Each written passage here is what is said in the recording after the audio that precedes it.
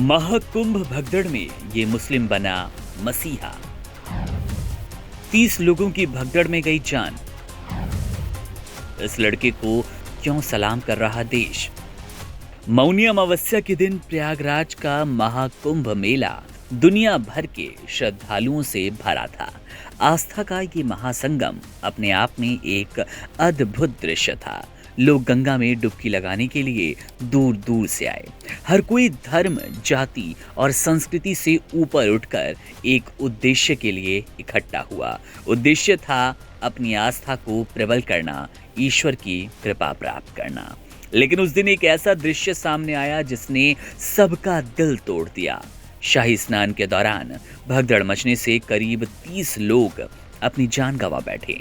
भीड़ का माहौल और वहां की हलचल डरावनी थी। लोग एक दूसरे से टकरा रहे थे, भागने की कोशिश कर रहे थे और कुछ तो दबकर मारे गए। उस डर और घबराहट में किसी को भी दूसरे की मदद करने का समय नहीं था। लेकिन इसी बीच एक ऐसी घटना घटी जिसने इंसानियत को जिंदा रखा है।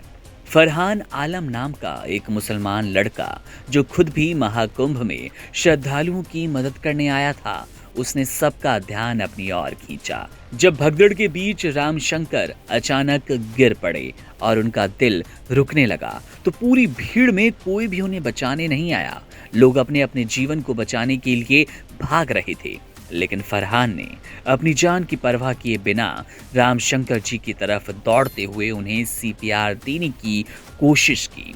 हादसे पर फरहान ने कहा, अगर मैंने किसी की जान बचाई तो ये मेरा कर्तव्य था। ये मानव सेवा है। जब आप किसी की मदद करते हैं तो आप कभी नहीं देखते कि वे किस धर्म या संप्रदाय से ताल्लुक रखता है। इतना ही नहीं, धर्म ने ये भी सिखाया कि दुनिया में सबसे कीमती चीज इंसान की जान है। अगर मैंने रामशंकर जी की जान बचाई, उन्हें समय पर चिकित्सा सहायता उपलब्ध करवाई, तो ये मेरा फर्ज था।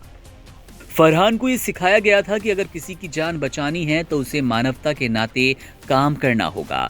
धर्म, जाति या संप्रदाय के भेदभाव से बहुत ऊपर उठकर उसे सिर्फ इंसानियत की खातिर करना चाहिए।